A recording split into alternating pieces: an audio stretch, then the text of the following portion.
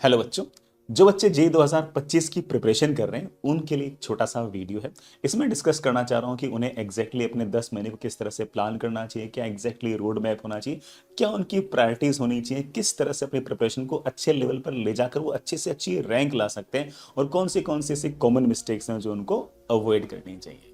सबसे पहले मैं इस बात पे आऊंगा कि बेटा, बिलीव मी, इट्स पॉसिबल।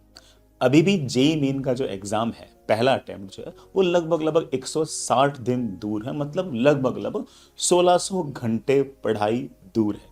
अगर कोई बच्चा अपने आप को पूरा झोंक दे, अगर अगले 160 दिन सिर्फ और सिर्फ पढ़ाई पर ही ध्यान दे, अपने स्वास्थ्य पर ध्यान दे, तो अभी भी अच्छी खासी रैंक लाई जा सकती है। क्योंकि जैसे मैं बच्चों से बात करता हूँ, मिलता हूँ, तो मुझे पता लगता है कि काफ़ी सारे बच्चे ना ऐसा मान के चलते हैं कि अभी पॉसिबल नहीं है, काफ़ी कम समय बचा है। ऑफ कोर्स अगर टाइम वेस्ट करोगे तो काफ़ी कम समय बचा है, बट अभी भी अच्छा खासा समय अभी भी आपके पास है।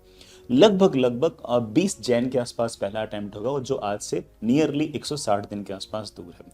अगर कोई बच्चा अच्छे से पढ़ाई करे, अच्छे स्वास्थ्य का ध्यान दे और रेगुलरली पढ़ाई करे, कंसिस्टेंट पढ़ाई करे, तो अच्छे खासे अभी भी रैंक आ सकती है। सो पढ़ाई जरूर करें। तो पहला पॉइंट बेटा ये कि फोकस करें, अच्छे से पढ़े, हो जाएगा। दूसरा पॉइंट बेटा ये कि मैं ऐसा मानता हूं कि जो जनवरी अटेम्प्ट है वो अप्रैल अटेम्प्ट के मुकाबले बहुत लेस कॉम्पिटिटिव है। अगर आप जेई एडवांस के एग्जाम में अच्छा करना चाहते हैं, तब भी आपका पहला टारगेट जेई मेन का पहला अटेम्प्ट जनवरी अटेम्प्ट होना चाहिए। अगर एक बार वो अच्छा चला गया, आपके पास अच्छा खासा एम्पल समय रहेगा एडवांस में अच्छा करने के लिए। आप इस बात को ध्यान दें कि जेई मेन का जो अटेम्प्ट होगा पहला वाला, वो हमेशा ही अप्रैल अटेम्प्ट के मुकाबले थोड़ा सा इजियर साइड का रहता ही रहता है। कंपटीशन वाइज, मैं क्वेश्चन वाइज नहीं बोल रहा, कंपटीशन वाइज। जेई 2023 के अंदर जनवरी अटेम्प्ट के अंदर 99 परसेंटाइल लाने के लिए लगभग 172 मार्क्स की आवश्यकता पड़ी थी। मैं ये 172 सारे के सारे शिफ्ट का एवरेज बता रहा हूं। लास्ट ईयर मतलब 2024 के अंदर सारे के सारे शिफ्ट के अगर एवरेज लिए जाए तो लगभग 190 नंबर के आसपास नंबरों की आवश्यकता पड़ी थी 99 परसेंटाइल लाने के लिए। अब इसमें कोई बच्चा ये सोचेगा कि सर 172 से 190 हो गया, अगले साल और बढ़ जाएगा। ऐसा नहीं है। जो पिछले साल ये जो नंबर बढ़े थे, ये जो लगभग 18 नंबर बढ़े थे, उसके पीछे मेन कारण ये था कि पेपर थोड़ा सा आसान हो गया था। फिजिक्स और केमिस्ट्री तो बिल्कुल वैसे ही पूछे थे जैसे जेई 2023 में पूछे गए थे, लेकिन मैथमेटिक्स थोड़ा सा रिलेटिवली आसान पूछ लिया गया था, उसका थोड़ा सा फर्क पड़ा। बट फिर भी अगर ध्यान से देखो तो 99 परसेंटाइल लाने के लिए अगर कोई बच्चा अगर 65% ऑफ द मार्क्स भी ले आए, मतलब 300 में से अगर 65% भी अगर मार्क्स ले आए, तो वो बड़े आराम से 99 परसेंटाइल लाने का एक कंटेंडर हो जाएगा। मैं बिल्कुल नहीं कह रहा कि ना 99 परसेंटाइल ही लेके आने और अच्छे मार्क्स लेके आइए। 99 परसेंटाइल तो लगभग 15,000 रैंक के आसपास ट्रांसलेट होती है। ये कोई बहुत ही अच्छी रैंक तो नहीं है, बट फिर भी एक बेंचमार्क तो है। तो इसलिए मैं 99 परसेंटाइल बार बार शब्द ये यूज कर रहा हूं। अदरवाइज तो आई रियली बिलीव दैट कि जो बच्चे मेरी बात सुनेंगे, उसको अगर एग्जीक्यूट करेंगे, तो ऑफ कोर्स वो और अच्छी परसेंटाइल भी ला सकते हैं। तो बेटा अगेन इस बात को ध्यान रखें कि पहला अटेम्प्ट हमेशा रिलेटिवली इजी रहेगा। अप्रैल अटेम्प्ट में बच्चा थोड़ा सा और वेल प्रिपेयर्ड होकर आता है। जो क्लास 12th वाला बच्चा होता है वो अपनी लैब रिपोर्ट से बिल्कुल मुक्त हो चुका होता है, वो अपने बोर्ड एग्जाम से मुक्त हो चुका होता है। तो वो बच्चा अक्सर थोड़ा सा अप्रैल अटेम्प्ट में थोड़ा सा और बेटर प्रिपेयर्ड होकर आता है। जो बच्चा ड्रॉपर है वो बच्चा अक्सर जनवरी के जो अटेम्प्ट है उसमें बिना सिलेबस कंप्लीट किए पहुंचता है, और अप्रैल में वो सिलेबस कंप्लीट करके आता है, तो भी ऑफ कोर्स कंपटीशन को तो बढ़ाई देता है। तो ऐसे केस में अप्रैल अटेम्प्ट में कंपटीशन थोड़ा सा ज्यादा होगा। मैंने तो ऐसे एग्जाम्पल भी देखे हैं कि बच्चे जो है वो जैन अटेम्प्ट में जितने नंबर लेके आए उससे 20-25 नंबर ज्यादा लेके आते हैं अटेम्प्ट के अंदर, और उनकी परसेंटाइल 0.1 या 0.2 घट जाती है या फिर उतनी की उतनी रह जाती है। तो बच्चा तो सोचता है सर मेहनत तो कर ली, सर परसेंटाइल तो उतनी अच्छी इंक्रीज हुई नहीं। तो उसके पीछे बड़ा कारण ये है कि हमेशा ही अप्रैल अटेम्प्ट थोड़ा सा रिलेटिवली कॉम्पिटिटिव रहेगा। I would strongly suggest you कि सिर्फ और सिर्फ पहले अटेम्प्ट पर फोकस करें फॉर ए वाइल। बेटा दूसरा पॉइंट मेरे पास ये रहेगा कि हमेशा एक कोशिश करें कि सिलेबस कंप्लीशन जो है वो 31 दिसंबर तक इन द वर्स्ट केस हो ही जाए। 31 दिसंबर तक जितना सिलेबस कंप्लीट हो जाए, उसके बाद सिर्फ और सिर्फ रिवीजन और फुल सिलेबस टेस्टिंग पर ही ध्यान दे और कोई काम ना करे। 31 दिसंबर तो मैं ड्रॉपर बच्चे के लिए बोल रहा हूँ। जो बच्चा क्लास 12th में है उसको कोशिश करनी चाहिए कि दिसंबर के पहले वीक तक सारा सिलेबस कंप्लीट कर ले, क्योंकि इस बच्चे के पास और भी काम होता है, उसे स्कूल भी जाना होता है, उसे बोर्ड के एग्जाम भी देने होते हैं। तो वो बच्चा तो बड़ा दिसंबर के पहले वीक तक कर ले। और जो ड्रॉपर बच्चा है वो मैक्सिमम सिर्फ और सिर्फ बड़ा मैक्सिमम अपर लिमिट है 31 दिसंबर तक सिलेबस कंप्लीट कर ले। उससे अगर 1-2 वीक पहले भी होता है तब भी अच्छी बात है। 31 दिसंबर के बाद में सिर्फ और सिर्फ क्या करना है, सिर्फ और सिर्फ टेस्टिंग करनी है और सिर्फ रिवीजन ही देना है। अगली बात कि बेटा इस सारे के सारे अगले 10 महीने को JEE Main and JEE Advanced की तरह ना सोचें, इसे JEE Main and then JEE Advance की तरह सोचें। भले ही आपका टारगेट टॉप आईआईटी के अंदर टॉप रैंक में टॉप ब्रांच में जाना हो, बट फिर भी पड़ाव हमेशा ऐसा होगा कि पहले जेई मेन देना है, उसमें अच्छी परसेंटाइल लानी है और उसके बाद जेई एडवांस देना है। तो इट शुड बी कि मुझे है ना जेई मेन और जेई एडवांस को एक तरीके से पैरेलल में ना लगाकर सीरीज में लगाना है। पहले मुझे जेई मेन के अंदर 99.2 99.3 परसेंटाइल लाने की कोशिश करनी चाहिए, और जैसे ही जनवरी के पहले अटेम्प्ट मेरी इतनी अच्छी परसेंटाइल आ जाएगी, उसके बाद मुझे सारा का सारा समय जेई मेन से एडवांस में शिफ्ट करने में लगाना चाहिए। फिर ज्यादा सवाल करना, more than one correct questions करना, मैच द कॉलम्स करना, कॉम्प्रिहेंशंस करना, फिर उसके बाद आपको सारा सारा समय देना चाहिए। और वो समय है भी किसी बच्चे के लिस्ट से, फॉर एग्जाम्पल उसने अभी सारा का सारा फोकस जेई मेन पे लगाया, फॉर एग्जाम्पल कोई ड्रॉपर बच्चा है, उसने सारा समय सारा ध्यान जेई मेन पे लगाया और उसकी लिस्ट से फॉर एग्जाम्पल 99.3 परसेंटाइल आ गई। जैसे उसकी 99.3 परसेंटाइल आ गई, अब वो बिल्कुल चिंता मुक्त है कि हाँ भाई मेरे पास एक एनआईटी वाला ऑप्शन आ चुका है, एक ट्रिपल आईटी वाला ऑप्शन आ चुका है। अब वो सारे के सारे जो पढ़ाई है, सारे के सारे जो पढ़ाई वो सिर्फ एडवांस स्पेसिफिक करेगा, और एडवांस स्पेसिफिक पढ़ने के लिए उसके पास बड़े आराम से 4.5-5 महीने के आसपास का सॉलिड समय है। उसमें करना ही क्या है, उसका सिलेबस तो कंप्लीट है, सिलेबस तो ऑफकोर्स उसने जेई मेन और एडवांस का बराबर ही किया है, बस क्वेश्चन की प्रैक्टिस में ही तो मेन और एडवांस का फर्क पड़ा होगा। तो अब वो क्या करेगा, अब वो सारा का सारा जो प्रैक्टिस है वो मोर देन वन क्वेश्चंस की, मैच टू कॉलम्स की, मैट्रिक्स मैच की, कॉम्प्रिहेंशंस की, डेसिमल टाइप क्वेश्चंस की प्रैक्टिस करेगा, और टफर क्वेश्चंस की प्रैक्टिस करके वो जो गैप है जेई मेन और एडवांस के बीच का उसको फुलफिल करने की कोशिश करेगा। इसकी बजाय अगर मान लो कोई बच्चे ने अगर मान लो कि जेई मेन और जेई एडवांस अगर पैरेलल में लगा दिए, तो एक तो क्या होगा कि ऐसा हो सकता है कि उस बच्चे का सिलेबस कंप्लीट ना हो, है ना, ऐसा हो सकता है कि उसकी एम्पल प्रैक्टिस जेई मेन की ना हो सकता है कि वो ample number of mock test ना दे जाए। तो ऐसे केस में बच्चा हो सकता है कि दिमाग वाइज ज्यादा अच्छा हो, ज्यादा वेल प्रिपेयर्ड हो, फिर भी ऐसा हो सकता है कि उस बच्चे के 97 परसेंटाइल ही पहले अटेम्प्ट में रह जाए। जैसे उसकी 97 परसेंटाइल पहले अटेम्प्ट में रहेगी ना, तो भले ही वो बच्चा एडवांस के लिए कितना प्रिपेयर्ड हो, लेकिन अब उसके मन में एक शंका आ जाएगी कि यार एम आई गुड एनफ और नॉट। अब जैसे उसके मन में ये शंका आ गई, अब ये शंका टीचर के कहने से दूर नहीं होगी, उसे इस शंका को दूर करने के लिए उसे एक सब्सटेंस चाहिए, और उसे रहेगा कि यार ना जब तक अगले जेई महीने में मेरे 99 परसेंटाइल नहीं है कि तब तक मैं मानूंगा नहीं कि उतना अच्छा नहीं हो। फिर अचानक से उसका जो फोकस था ना कि मुझे एडवांस में ही रैंक चाहिए, जेई महीने के खराब है, अगर हल्की फुल्की खराब रैंक आएगी तो चलेगा, तो ये चीज उसके दिमाग से हट जाती है, नहीं नहीं अब तो यार कुछ ना कुछ करना ही पड़ेगा, उसका कॉन्फिडेंस लूज हो जाता है। तो ऐसे केस में फिर वो बच्चा फंस जाता है कि 97 परसेंटाइल आए, अरे यार ये तो लगभग 40,000 रैंक है, 40,000 रैंक से मैं 8,000 रैंक तक कैसे पहुंचूंगा, मैं कर भी पाऊंगा या नहीं कर पाऊंगा, और इस सेल्फ डाउट से वो बाहर ही नहीं निकल पाता। इसकी बजाय वो कोशिश करे कि मैं एक बार 99 परसेंटाइल जेई मेन के पहले अटेम्प्ट में ले आऊं, और फिर सारा का सारा जो दिमाग, ध्यान, सारा का सारा जो कंसंट्रेशन, सारा पावर जो है वो मैं एडवांस पर लगाऊं। तो ऐसे केस में मेरे ख्याल ज्यादा अच्छा रहेगा। तो मैं कहूंगा कि जेई मेन और जेई एडवांस को पैरेलल में लगाकर सीरीज में लगाएं, पहले JEE Main and then JEE Advance. Theory बेटा लगभग सेम सी है, सिर्फ और सिर्फ क्वेश्चन प्रैक्टिस टेस्टिंग का ही बड़ा अंतर रहेगा।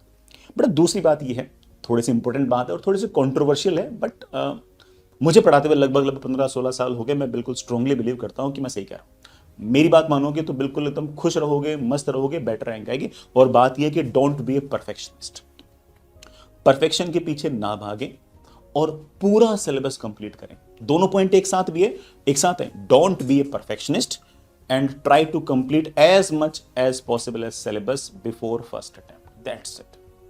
बच्चा क्या करता है, परफेक्शनिस्ट बनने की कोशिश करता है कि यार ये चैप्टर स्टार्ट किया, अब इस चैप्टर को एकदम मैं बिल्कुल पीएचडी लेवल तक लेकर जाऊंगा, और जब तक मैं इसको पीएचडी लेवल तक लेकर नहीं जाऊंगा तब तक मैं अगला चैप्टर स्टार्ट नहीं करूंगा। वो ऐसा सोचता है। ऐसा सोचने में दिक्कत यह है कि एक तो क्या होगा, ऐसा पहले बच्चे सोच के अच्छी रैंक लाते थे, जब है ना सिर्फ और सिर्फ जे का एक ही बार एग्जाम होता था मई के अंदर, तब बच्चे ऐसे ही पढ़ते थे। और जो आज के दिन जो टीचर, तो वो है ना फंड भी ऐसे देते हैं। लेकिन अब एग्जाम का नेचर चेंज हो गया, अब एग्जाम मई में नहीं है। उस टाइम बच्चा क्या करता था कि लेट्स से कि एग्जाम सिर्फ और सिर्फ एक ही बार है मई के अंदर, तो आप बिल्कुल परफेक्शन के साथ पढ़े, एग्जाम है ही मई में, आराम से पढ़े, हर चैप्टर को एक्स्ट्रा लेवल तक लेके जाए और फिर आराम से एग्जाम दें, कोई दिक्कत नहीं है। लेकिन आज तो एग्जाम तो मिड सेशन में है, आज तो एग्जाम जैन के अंदर है, और उस एग्जाम में अगर अच्छा नहीं कर पाया फिर उसके बाद तो कोई कुछ भी कर ले, मैं तो ट्रोमा के अंदर चले जाऊंगा, मैं तो सब कुछ हथियार रख ही दूंगा ना उसके बाद तो इसलिए परफेक्शनिस्ट ना बने, हर चैप्टर को अल्टीमेट पीएचडी लेवल तक ले जाने की आवश्यकता नहीं है, उसको सिर्फ और सिर्फ इस लेवल तक ले जाओ कि जेईई मेन का हर सवाल मुझसे बन जाए, and that's it for a while. But main priority क्या होनी चाहिए कि मेरा सिलेबस कंप्लीट हो विद एम्पल प्रैक्टिस, और उस एम्पल प्रैक्टिस के अंदर अगर मुझे एडवांस के सवालों की अगर प्रैक्टिस नहीं कर पा रहा हूं for a while, it's okay, कोई दिक्कत नहीं है। बट प्लान इस तरह से करो कि 31 दिसंबर तक 100% सिलेबस कंप्लीट हो जाए। लेट्स मैं एक एग्जांपल लेता हूं, बच्चा ए है, बच्चा बी है। ये जो बच्चा ए है ये परफेक्शनिस्ट है, इसने फिजिक्स के 25 चैप्टर में से सिर्फ और सिर्फ 15 चैप्टर ही पढ़ पाया। देन उन 15 चैप्टर के अंदर एडवांस लेवल तक सब कर रखा उसने सारी शीट निपटा रखी है, सारी डीपी निपटा रखी है, जेई मेन की पीवाईक्यू कर रखे हैं, जेई एडवांस की पीवाईक्यू कर रखे हैं, उस अपने इंस्टीट्यूट के शीट डीपी के अलावा भी हर तरह की बुक कर रखी है, येलो बुक, पर्पल बुक, जो भी बुक है सारी हर तरह की लगा रखी है। लेकिन सिर्फ और सिर्फ उसने 25 में से 15 चैप्टर ही कर रखे हैं, मतलब सिर्फ और सिर्फ 60% सिलेबस ही कंप्लीट कर रखा है। और ये बच्चा जेई मेन का पहला अटेम्प्ट देने जा रहा है। ये दूसरा बच्चा है, बच्चा बी, ये सारा सिलेबस कंप्लीट करके जा रहा है। हाँ ऑफ कोर्स दोनों बच्चों के पास समय बराबर है, तो ऑब्वियस बात है कि ये उतने नंबर ऑफ क्वेश्चन नहीं कर पा रहा, लेकिन इसने जो क्वेश्चंस में कॉम्प्रोमाइज किया है वो क्वेश्चन वो हैं जो एडवांस स्पेसिफिक है। जेई मेन में इसकी पढ़ाई लगभग ए वाले बच्चे के जैसी सी ही है। ये जो बच्चा बी है, इसने 25 के 25 चैप्टर निपटाए और सारे कन्वेंशनल क्वेश्चंस, सारे प्रोसीजरल क्वेश्चंस, सारे जो normal formula based, concept application based है, वो सारे सवाल लगा रखे।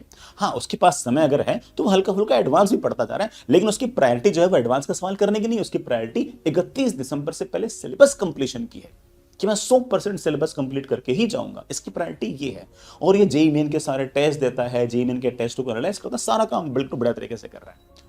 जैसे ही जनवरी अटेम्प्ट में दोनों बच्चे एग्जाम देंगे, ये बच्चा तो ऑफ कोर्स 60% से ऊपर नंबर ला ही नहीं सकता, भले इसका दिमाग तेज काम करता हो, ठीक है, लेकिन ये 60% ज्यादा नंबर तो ला ही नहीं सकता, क्योंकि ये तो सिलेबस ही 60% करके आया है। ये वाला जो बच्चा है ये 100% सिलेबस कंप्लीट करके आया है, और मैं बहुत श्योर हूं कि अगर इसने सारे काम में सही किए तो ये अच्छे से अच्छे नंबर लेके आएगा। और इस बच्चे के फाइनल जो रैंक आएगी, वो परसेंटाइल जो आएगी वो 97 के आसपास आएगी, 96.5 आएगी, 97.5 आएगी। इस बच्चे की परसेंटाइल 99.2 आएगी, 99.3 आएगी, ऐसे कुछ आएगी। और ये डिफरेंस इतना ज्यादा बढ़ जाएगा कि ये वापस से रिकवरी नहीं हो पाएगा। अब कोई बच्चा सोचेगा कि सर ये वाला बच्चा अब इस बच्चे को पकड़ लेगा सेकंड अटेम्प्ट के अंदर एडवांस में, अरे नहीं पकड़ पाएगा, यही तो बात है। सर इसने एडवांस स्पेसिफिक पढ़ाई किया, ये एडवांस में इसको मात दे देगा। अरे 100 में से कोई एक बच्चा होगा जो इस बच्चे को मात दे देगा, अदरवाइज अब ये जो बच्चा है इसके मन में क्या चल रहा है जरा सोचो तो सही। ये बी वाला बच्चा सोच रहा है कि यार मैंने बढ़िया पढ़ाई की, मेरी 99.2 परसेंटाइल आ गई, मैंने एक एक्चुअल एग्जाम में अच्छा किया, मैंने कंपटीशन की मॉक टेस्ट में अच्छा नहीं किया, उनमें तो मैं अच्छा कर रहा था, मैंने एक्चुअल एग्जाम में अच्छा किया जो एनटीए ले रहा है। अब इसका कॉन्फिडेंस हाई लेवल पे है, इसके पास पूरे के पूरे 5 महीने हैं, इसको क्लैरिटी है कि यार अब मैं पढ़ लूंगा। और ये बड़े आराम से इसको करना ही क्या है, मोर देन क्वेश्चन करने हैं, मैथ्स कलम करने हैं, कॉम्प्रिहेंशन करने हैं, डेसिमल वाले सवाल करने हैं, एडवांस के सारे टेस्ट देने हैं, कैट्स को पूरी तरह से फॉलो करना है, दैट्स इट। सारे के सारे जो एडवांस टेस्ट सीरीज एटीएस के जितने सारे पेपर वो देने, ये बड़े आराम से फोड़ेगा। बल्कि हो सकता है कि इस पॉइंट तक ये बच्चा इसके मुकाबले पीछे था एडवांस के पॉइंट ऑफ व्यू से। और इस बच्चे में क्या होगा, इस बच्चे में अचानक से सेल्फ डाउट आएगा कि अरे यार मेरे तो रैंक 40,000 आ रही है, मेरी रैंक जेई मेन में 40,000 रैंक आ रही है, एडवांस पे क्या मेरी खाक रैंक आएगी। ऑल तो ये बच्चा एडवांस के लिए वेल प्रिपेयर्ड है, बट अगेन इसके मन में बैठ चुकी वाली बात, ये हट नहीं सकती। तो इसलिए परफेक्शनिस्ट ना बने, हर चैप्टर को एक्सट्रीम लेवल तक, पीएचडी लेवल तक ले जाने की कोशिश ना करें, because we are not competing against other people, we are competing against the time. We have a limited time, और उस लिमिटेड टाइम के अंदर दिमाग लगाओ कि बेस्ट क्या रहेगा, उस स्पेसिफिक टाइम के अंदर मुझे एक्जैक्टली क्या करना है। तो स्पेसिफिक टाइम में बेटा क्या करना है, परफेक्शनिस्ट ना बने, 31 दिसंबर तक सारा का सारा सिलेबस कंप्लीट कराएं। अब इसमें कुछ बच्चे ऐसे होंगे, खासतौर से ड्रॉपर बच्चे ऐसे होंगे जो ऐसे बोलेंगे कि सर ना मेरे इंस्टीट्यूट में सिलेबस कंप्लीट हो ही नहीं रहा। आई नो दैट बेटा तेरा सिलेबस कंप्लीट नहीं हो रहा। सर मेरा तो सिर्फ और सिर्फ 80% सिलेबस कंप्लीट हो रहा है, 20% सिलेबस कंप्लीट हो ही नहीं रहा, जिस पेस से पढ़ा रहे हैं मेरा 20% सिलेबस कंप्लीट नहीं हो सकता। तो मुझे ऐसा लगता है कि मेरा मॉडर्न फिजिक्स रह जाएगा, सेमीकंडक्टर रह जाएगा और वेव ऑप्टिक्स रह जाएगा। तो बेटा जब तेरे को पहले से पता ही है कि ये वाले टॉपिक रह जाएंगे तो तुम्हारे यूट्यूब से कर ले। 80% सिलेबस तेरे इंस्टीट्यूट वाला करा देंगे, 20% सिलेबस तो हमारे सी क्यूब से कर ले, कंपटीशन क्रैश कोर्स से कर ले, या फिर हमारे यूट्यूब से कर ले। 80 इन्होंने करा दिया, 20 इन्होंने करा दिया, पूरा 100% सिलेबस कंप्लीट है। एम्पल प्रैक्टिस रखना और बड़े आराम से एग्जाम देना, तुम बहुत अच्छा करोगे, कोई दिक्कत नहीं आएगी। अब इसमें रोना मत रोना कि यार से मेरे इंस्टीट्यूट में सिलेबस नहीं कराया, ये नहीं कराया, वो नहीं कराया। अरे भाई उनकी बड़ा मजबूरियां भी तो है ना, उनको भी तो यार समझ चाहिए होता है कोई चीज पढ़ाने के लिए। तो इसलिए तुम अपने हिसाब से जो 20% जो बचा हुआ है पीछे से स्टार्ट कर लेना, वो आगे से स्टार्ट कर लेंगे, तुम बेटा पीछे से स्टार्ट कर लेना और 100% सिलेबस कंप्लीट करके जाना। तुम अपनी तरफ से पूरी ट्राई करना कि 100% सिलेबस कंप्लीट हो। फिर भी अगर बड़ा मान लो कि 10-5% अगर रह जाए तो कोई बात नहीं, फिर उतने ही सिलेबस में एग्जाम देने की कोशिश करना। तो don't be a perfectionist and try to complete as much syllabus as possible. मैं फिर से बोल रहा हूं, बहुत सारे लोग इसका एग्जैक्टली उल्टा करने के लिए बोलेंगे, ठीक है, but I am very sure कि ऐसे करने से ही फायदा होगा, ठीक है ना, बिल्कुल मान के चलना। बट नेक्स्ट पॉइंट मैं कहूंगा कि ना practice as much as possible. मैंने बहुत सारे बच्चे देखे कि ना बच्चा क्या करता है कि ना पढ़ता रहता है, हाँ, टीचर मतलब ऑफलाइन में होगा, क्लास आता रहेगा, सुनता रहेगा, ठीक है। ऑनलाइन पढ़ रहा होगा, लेक्चर सुन लेगा, बस हो गया, सवाल नहीं करता, सवाल ही नहीं करता। पूरी 11th-12th क्लास जो है वो बिना सवाल किए ही निकल जाती है। आप में से जो बहुत सारे बच्चे ड्रॉप ले रहे होंगे, उन्होंने ड्रॉप लिया ही इस कारण से कि उन्होंने 11th-12th क्लास में तो सवाल किए ही नहीं। तो practice as much as possible, जितने हो सके उतने ज्यादा सवाल करें। भले ही जेईई लेवल के सवाल कर ले, कोई दिक्कत नहीं, लेकिन do as many as possible question. जितने ज्यादा सवाल करोगे बट आप उतना ही अच्छा करोगे।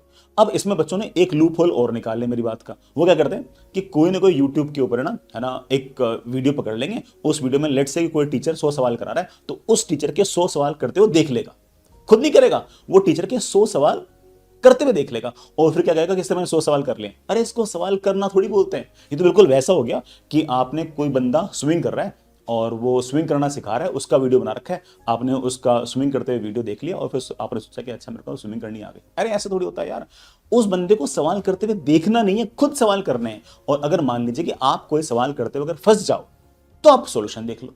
ऐसे तो मैंने भी एडवांस के पीवाईक्यूज जो हैं उनके बेटा मैंने वीडियोस बनाए, लेकिन मैंने कभी भी एडवांस की पीवाईक्यूज को जब मैंने यूट्यूब पे सॉल्व किया तो मैंने ये नहीं कहा कि बेटा इनके सॉल्यूशंस देख लो तुम्हारा एडवांस निकल जाएगा। आई एम नॉट दैट नेव। मैं तो बल्कि ये कह रहा हूं कि तुम खुद सवाल सॉल्व करो, तुम खुद पीवाईक्यू करो, और तुम किसी सवाल में फंस जाओ तो इस वीडियो को देखो और स्पेसिफिकली उस सवाल को सोल्यूशन को देखो, ठीक है। सवाल करने से आगे बढ़ते हैं, करते हुए देखने से आगे नहीं बढ़ते। तो do as many as possible questions. उन क्वेश्चंस में बड़ा बहुत इंपॉर्टेंट चीज है कि क्वेश्चन की रिलेवेंस होनी चाहिए, बहुत ही ऑब्नॉक्शियसली टफ नहीं होने चाहिए, बहुत ही एक्सट्रीम इजी नहीं होने चाहिए, सवाल रिलेवेंट होने चाहिए।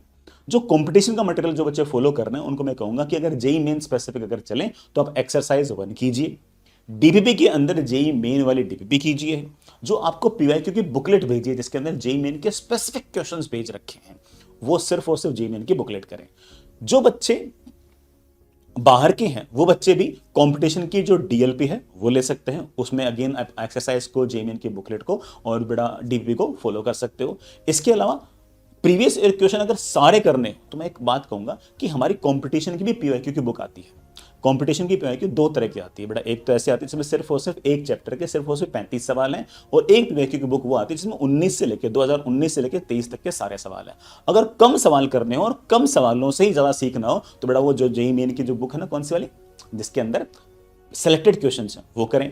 और अगर आपको कहे कि इससे मेरे पास तो कोई और दूसरा मटेरियल है ही नहीं, मैं तो सिर्फ और सिर्फ पीवाईक्यू ही करना चाहता हूं, तो कंपटीशन की जो बड़ी वाली मोटी वाली जो बुक है जिसमें 19 से लेकर 23 तक के सारे सवाल हैं वो वाली बुक जरूर करें, है ना। अगेन इनके वीडियो सॉल्यूशंस बड़ा आपको हमारी ऐप के ऊपर भी मिल जाएंगे। जो कंपटीशन के बच्चे हैं उनके पास ये वाली बुक पहले से पड़ी है, कौन सी वाली, जिसमें स्पेसिफिक नंबर ऑफ क्वेश्चन हैं, और उसमें जो रिमेनिंग क्वेश्चन हैं अगर आप वो करना चाहें तो बड़ा आपके ऐप के ऊपर हमने उनको पहले से दे रखा है, ठीक है। तो पीवाईक्यूज बड़ा लगातार करते रहें। सारे सवाल करने का अगर समय हो तो बड़ा 19 से लेकर 23 तक ये वाली बुक कर लें जिस बुक के अंदर आपके पास सारे क्वेश्चंस हैं। फिजिक्स की और बड़ा केमिस्ट्री की बुक तो, सॉरी फिजिक्स की और मैथ्स की बुक तो आ गई है, मैथमेटिक्स की भी आ ही जाएगी। और अगर सिर्फ और सिर्फ कम सवाल करने हो, स्पेसिफिक क्वेश्चन से करने हो, तो ये वाली बुक कर सकते हो। इस बुक के अंदर बड़ा आपको हर चैप्टर के 35 सवाल मिल जाएंगे, और ये 35 सवाल वो होंगे जिसमें सारे के सारे कॉन्सेप्ट कवर्ड रहेंगे। तो practice as much as possible. मैं फिर से रिपीट करूंगा, एक्सरसाइज 1 जेईई मेन की बुकलेट, जेईई मेन की पीवाईक्यूज 19 से लेकर 23 तक बहुत इंपॉर्टेंट है। मोस्टली बच्चों के पास बड़ा ये बुक होंगी, है ना।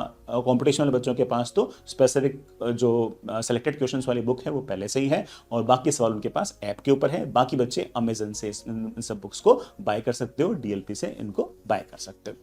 अगला बड़ा मेरे पास पॉइंट ये रहेगा कि कोशिश करें कि आप 10-12 घंटे पढ़ाई करेंगे। यार देखो, एक जेईई का सिलेबस तो है ही ना यार, 11th और 12th क्लास में जितनी फिजिक्स केमिस्ट्री मैथ्स हो सारी जेईई के एग्जाम में पूछते हैं, तो सिलेबस की एक लेंथ एंड विड्थ तो है ही ना। अब उसको पढ़ने में समय तो लगेगा, और समय लगेगा तो समय लगाना पड़ेगा। लगभग मुझे ऐसा लगता है किसी भी ड्रॉपर बच्चे को 12 घंटे रोज पढ़ने ही चाहिए मन लगाकर। जो 12th वाला बच्चा है वो लगभग अगर 10 घंटे पढ़ रहा है तब भी उसका काम चल जाएगा, लेकिन ड्रॉपर बच्चा लगभग 12 घंटे पढ़ाई करे। लेकिन सबसे इंपॉर्टेंट चीज ये कि 12 घंटे क्वालिटी पढ़ाई करे। यूं नहीं कि यार पढ़ के निकल लिए, ठीक है ना, कभी मन लगा तो लगा, है ना, या फिर बुक खोल के बैठे। अब बस बुक खोल के बैठे बैठे कुछ और ही सोच रहे हैं। बुक खोल के बैठने से काम नहीं चलेगा, आपका काम चलेगा बेटा किससे, मन लगाकर पढ़ने से। तो मन लगाकर पढ़ तभी पाओगे जब अच्छा स्वास्थ्य रहेगा, अच्छा मन रहेगा और सारा का सारा फोकस, सारा का सारा कंसंट्रेशन पढ़ाई पर ही रहेगा। इस 12 घंटे में से कम एक 3 घंटे का समय ऐसा होना चाहिए जब आप लगातार बैठो, क्योंकि आपको एक्चुअल एग्जाम जो लगातार 3 घंटे बैठकर देना है, तो इसलिए 3 घंटे बैठकर सवाल करने की आदत आपकी पहले से ही होनी चाहिए। तो इन 12 घंटों में से कम 3 घंटे ऐसे होने चाहिए जब आप लगातार बैठकर पढ़े, तभी आपका दिमाग, आपकी बॉडी, आपकी साइकिक जो होगी वो लगातार 3 घंटे बैठने की आदत डाल पाएगी और आप एग्जाम में अच्छा कर पाएंगे। अदरवाइज आप इस बात को नोटिस करना कि कोई भी एग्जाम अगर आप दे रहे होंगे तो उसके पहले 1 घंटे में आपके नंबर ज्यादा आते हैं, फिर अगले 1 घंटे में नंबर कम आते हैं, और सबसे ज्यादा सिली मिस्टेक कैलकुलेशन लास्ट के 1 घंटे में होते हैं और उसमें नंबर सबसे कम आते हैं। And the main reason is कि हमारा जो बॉडी है, हमारा जो दिमाग है, वो लगातार 3 घंटे बैठने के लिए ट्यून्ड ही नहीं है। तो उसको ट्यून करो ना यार, वो तो हो जाएगी ट्यून। तुम प्रैक्टिस तो करो। तो आज से तुम लगातार 3 घंटे बैठने की आदत डालो। अगर 3 घंटे नहीं बैठ पा रहे हो तो 2 घंटे बैठो, अगले दिन 2 घंटे 5 मिनट बैठो, अगले दिन बेटा 2 घंटे 10 मिनट बैठो, और ऐसे करते करते 3 घंटे लगातार बैठने की कोशिश करें। जो बच्चे ऊपर की 1000 रैंक 2000 रैंक को टारगेट कर रहे हैं, बेटा कम से कम वो 3 घंटे 10 मिनट या 3 घंटे 15 मिनट के आसपास लगातार एक बार तो एटलीस्ट बैठे ही बैठे। बेटा समझ गए इस बात को। नेक्स्ट पॉइंट, रेगुलरली रिविजन जरूर करें। रिविजन को एक पढ़ाई का हिस्सा मान के चले।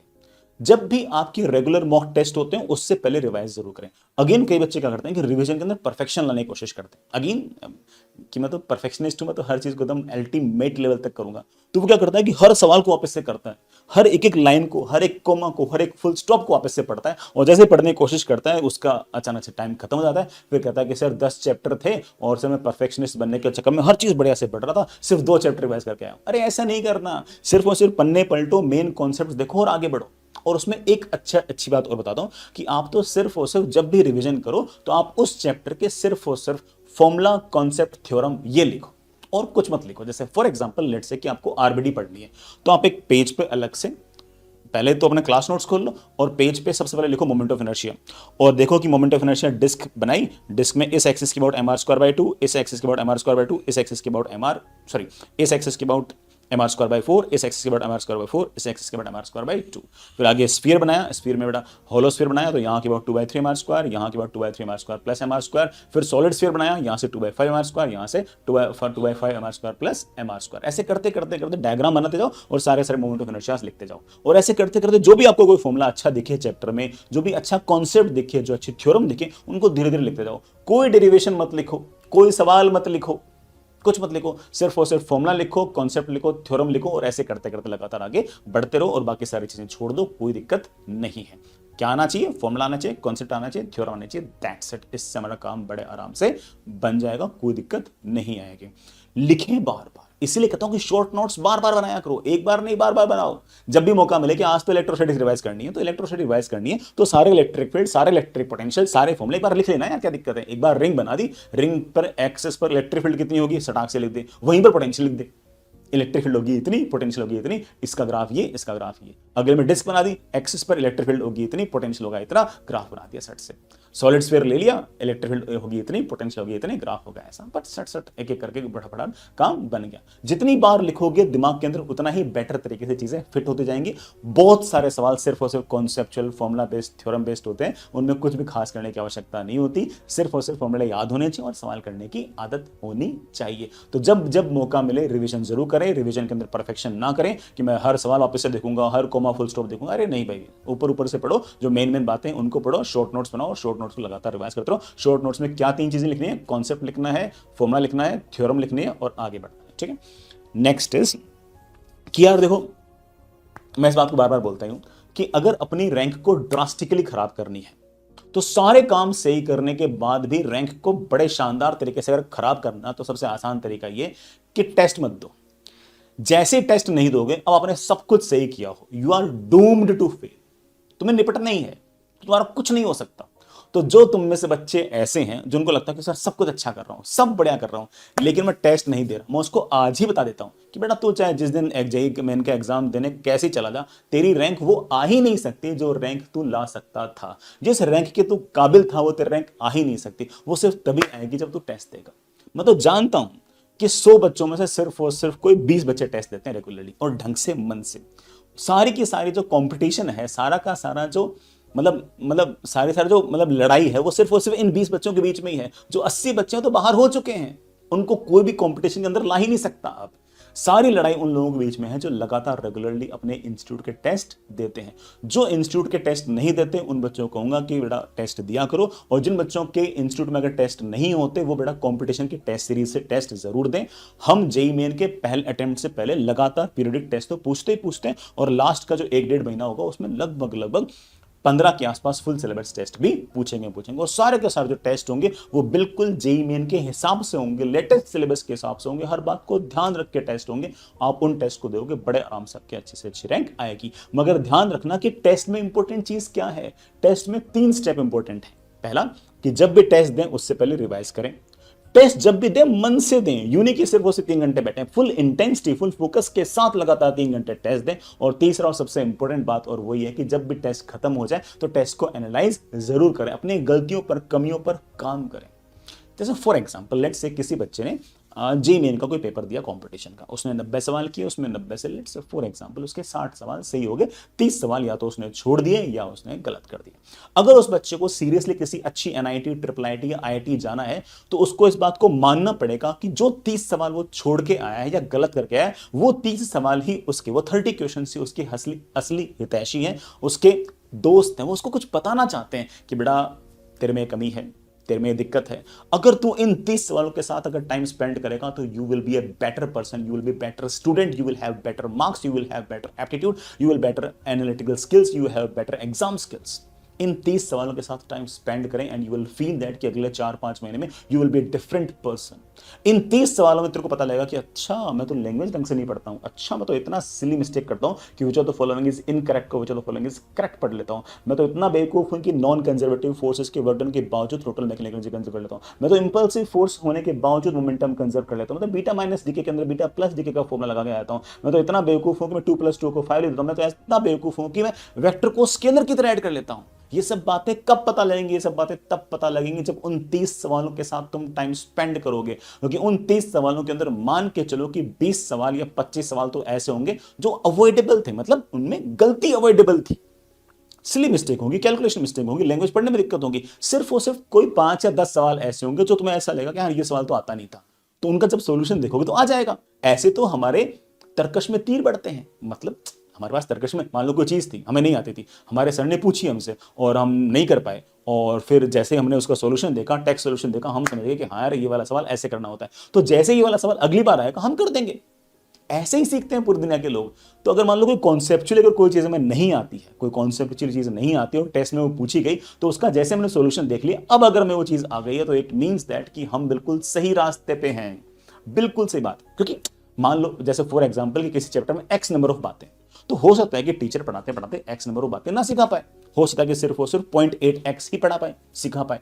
जो 0.2x बातें होगी वो क्या होगा, वो अपने मॉड्यूल्स में पूछ लेंगे, डीपीपीज में पूछ लेंगे, टेस्ट में पूछ लेंगे, और जैसे बच्चा वहां पर उस सवाल को गलत करेगा उसे पता लग जाएगा कि हाँ यार ये वाला सवाल तो ऐसे करना होता है। जो जैसे ये वाला सवाल एक्चुअल जेईई में आएगा he will be able to do it. उसके एक्सपीरियंस में सारे सारे सवाल लगातार इकट्ठे होते चले जाएंगे। So never miss a test. सारे के सारे टेस्ट बड़ा देना कंपल्सरी है, कंपल्सरी है, कंपल्सरी।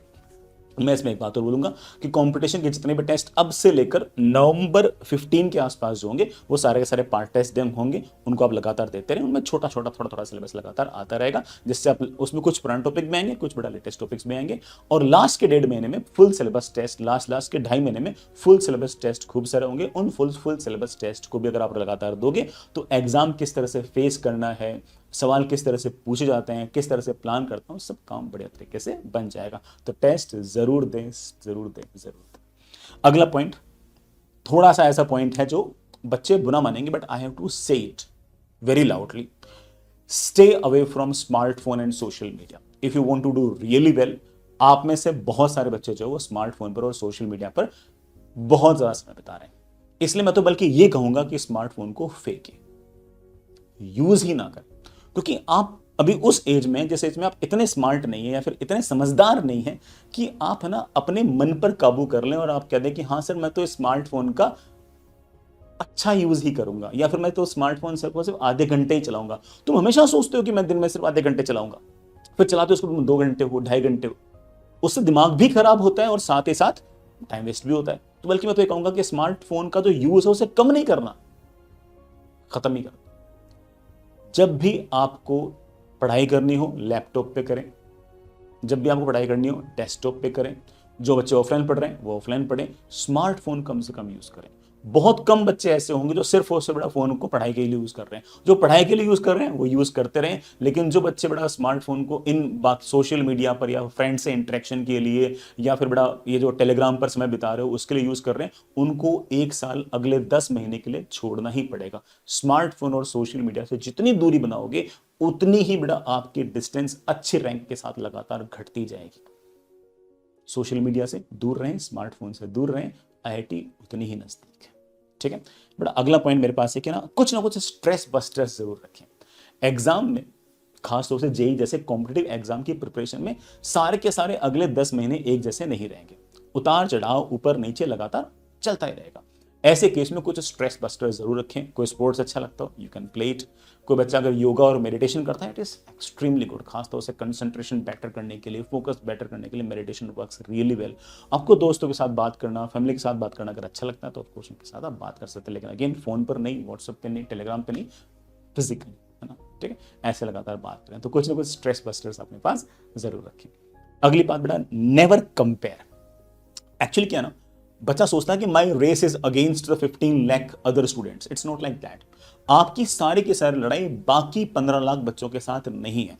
सो हर पॉइंट पर don't be that harsh on yourself कि आप हर बार बार बाकी बच्चों से अपना कंपैरिजन करो। नहीं, हर इंसान की अपनी रेस है। कोई बच्चा 9वीं क्लास से जेई की तैयारी कर रहा है, कोई बच्चा 12वीं क्लास तक जेई का पता ही नहीं था, 13वीं क्लास में पढ़ रहा है। वो बच्चा कैसे उस बच्चे से कंपैरिजन कर लेगा अपना? भाई, अरे भाई, तूने पिछले 4 साल मजे किए हैं, तो अपना कंपैरिजन नहीं कर सकता उससे। तूने 4 साल जीवन जिया है ना, रिलैक्स रहे, तो उससे कंपैरिजन मत करना। तेरा कंपैरिजन बेटा सिर्फ और सिर्फ टाइम के साथ, समय के साथ है।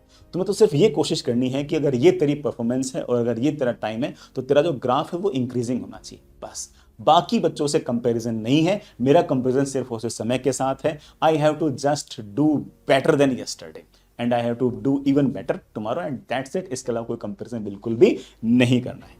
एक लास्ट बात और, डे ड्रीमिंग से दूर रहे।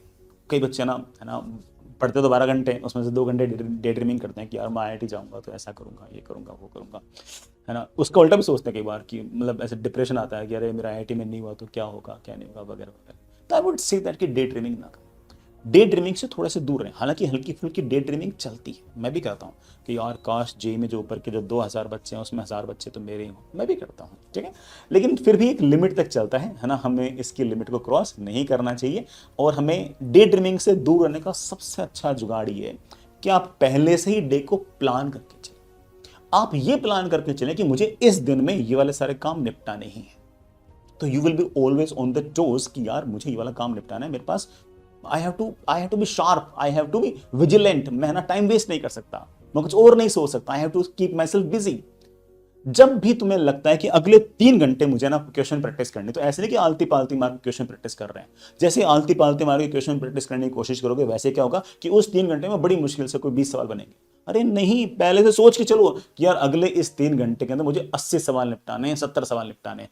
फिर क्या होगा कि तुम बड़े फास्ट सवाल करने की कोशिश करोगे। और जब जब जब तुम फास्ट सवाल करने की कोशिश करोगे, टाइम फ्रेम में सवाल करने की कोशिश करोगे, तो आपका जो दिमाग होगा वो वंडर नहीं करेगा, वो इधर उधर घूमेगा नहीं। और वो जब नहीं घूमेगा तो ऑफकोर्स बेटा वो अपने ही काम में लगा रहेगा और डे ड्रीमिंग कम से कम होगी। तो पूरे दिन को प्लान करें, जब भी सवाल करें तब बेटा हमेशा किसी फिक्स टाइम फ्रेम के अंदर ये सवाल करने की कोशिश करें। ऐसा करने से आपका जो दिमाग हो इधर उधर नहीं घूमेगा। मेरे को बड़ा जितनी बातें बोलनी थी मैंने बोल दी। फिर भी अगर आपके मन में कोई बात हो, कोई शंका हो, तो आप मुझे जरूर बताना। I will try to reply. पढ़ाई करते रहेगा। कंपटीशन आपके लिए क्या कर सकता है हमें जरूर बताइएगा। We will try to help you as much as we can. All the best.